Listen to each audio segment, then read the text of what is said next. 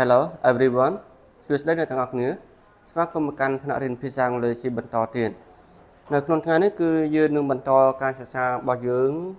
អំពីការប្រើប្រាស់ស្រៈផ្សំជាបន្តទៀតដែលយើងបានសិក្សាបានស្គាល់មកហើយអំពីស្រៈគោលនៅក្នុងភាសាអង់គ្លេសទាំង5គឺមាន A E I O U និងស្រៈទាំង5ដែលជាស្រៈគោលនៅក្នុងភាសាអង់គ្លេសហើយថ្ងៃនេះគឺយើងចូលទៅដល់វីដេអូទី5ដើម្បីធ្វើការសិក្សាទៅនឹងស្រៈផ្សំហើយយើងនឹងសិក្សាត្រឹមតែ4ស្រៈតែប៉ុណ្ណោះនៅក្នុងមួយវីដេអូគឺដើម្បីកុំឲ្យវីដេអូរបស់យើងនឹងវែងខ្លាំងពេកហ្នឹងហើយដល់មួយវីដេអូរបស់យើងមានត្រឹម4នាទីឬក៏3នាទីជាងងាយស្រួលក្នុងការសិក្សាផងដែរអញ្ចឹងយើងចាប់ផ្ដើមបន្តទៀតគឺនៅក្នុងលេខទី17 number 17 diphthong នេះគឺស្មើនឹងស្រៈ air ដែលដើមដោយ e a ហើយនឹង o អញ្ចឹង e a o កាលណាដល់វានៅជាប់គ្នាគឺជាស្រៈមួយដែលស្មើនឹងស្រៈ air ដែលស្មើនឹងស្រៈ air អញ្ចឹងយើងទៅមើលឧទាហរណ៍ពាក្យថា where ពាក្យថា where អញ្ចឹងយើងស្គាល់ហើយជួយជំនះ w ស្មើនឹងអក្សរ v នៅភាសាខ្មែរដែលមានសំឡេងថា v អញ្ចឹងបើយើងដឹងថាវាសំឡេង v ហើយ w ហ្នឹងអញ្ចឹងយើង plus ជាមួយនឹង air plus ជាមួយនឹង air v air where v air where យើងប្រើថាស្លៀកពាក់ប្រើថាស្លៀកពាក់ហ្នឹងហើយឥឡូវយើងបន្តទៅ diphthong មួយទៀតគឺ e r e ឬក៏ e r eក៏ស្មើនឹងស្រៈ air ដូចគ្នាស្មើនឹង air ដូចគ្នា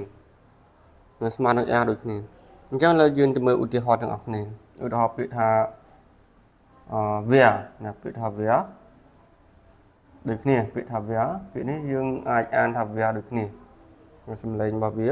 ប៉ុន្តែការសរសេរហើយនឹងអត្ថន័យរបស់វាគឺខុសគ្នាហ្នឹងអញ្ចឹងយើងក្លែកទៅមើលឧទាហរណ៍របស់យើងអញ្ចឹង WH គឺស្មើនឹង v នៅសំឡេង v ហើយ plus ជាមួយនឹង air ទៅជា v air where ប្រើថាឯណាប្រើថាកន្លែងណាប្រើថាទីណាពាក្យថា where មួយម៉ាត់ហ្នឹងយើងអាចប្រើបានច្រើនប្រើថាឯណាទីណាកន្លែងណាអញ្ចឹងទៅហ្នឹងហើយអូខេឥឡូវយើងបន្តទៅ diphthong បន្តទៀតគឺទី19គឺដើមដោយ e a កាលណាវានៅជាប់គ្នា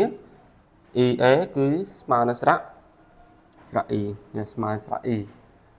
ឥឡូវយើងមើលឧទាហរណ៍ទាំងអស់គ្នាឧទាហរណ៍ពាក្យថា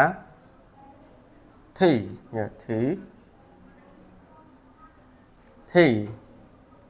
ឥឡូវពាក្យថា tea មិនបានយើងអានចេញថា tea ហើយយើងបានស្គាល់ហើយថាអក្សរ tea នេះគឺស្មើនឹងអក្សរ th ឬក៏អក្សរ th ដែលមានសំឡេងថា th យើង plus ជាមួយនឹង e មកយើង plus ជាមួយ e a ស្មើនឹងស្រៈ e tea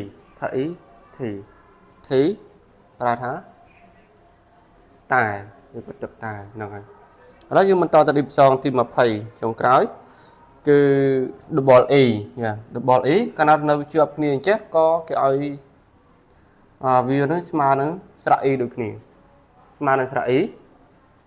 ឡូវយើងចូលទៅមើលឧទាហរណ៍ទាំងអស់គ្នាពាក្យថា mid ពាក្យថា mid ចុះពាក្យថា mid ហើយយើងបានស្គាល់ហើយថាអក្សរ m ស្មើអក្សរ m សំឡេង m អក្សរ t ស្មើនឹងអក្សរ th ឬក៏អក្សរ th សំឡេង th អញ្ចឹងយើង spell មកបានថាយើងប្រកបវាចូលគ្នាគឺមានព្យញ្ជនៈបូកស្រៈបូកជាមួយនឹងព្យញ្ជនៈដោយភាសាខ្មែរយើងដែរអញ្ចឹង m ស្មើមកសំឡេង m e th mid ប្រើថាជួបអូខេ mid ប្រើថាជួប អូខេអញ្ចឹងក្នុងវីដេអូនេះគឺយើងសិក្សាទៅលើ diphthong ចំនួន4តែប៉ុណ្ណឹងហើយរងចាំសិក្សា diphthong ផ្សេងៗទៀតជាបន្តនៅវីដេអូក្រោយ